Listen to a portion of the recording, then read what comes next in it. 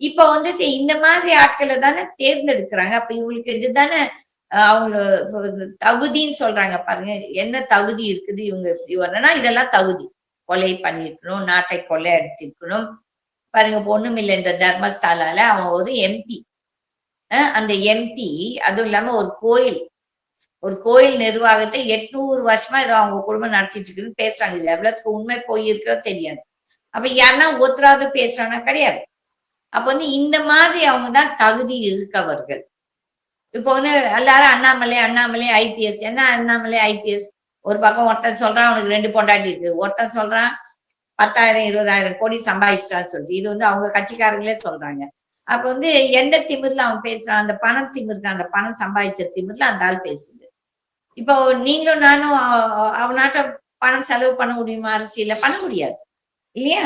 அப்ப கொள்ளையடித்தவன், இந்த இது சாராயம் வித்தவன், கள்ள சீட்டு என்ன கள்ள லாட்டரி வித்தவன், இவனுங்க தான் இன்னைக்கு அரசியல்ல பெரிய மனிதர்கள் அண்ட் தலைவர்கள். இவங்களெல்லாம் நான் தலைவர்கள் கூப்பிடவே மாட்டேன்.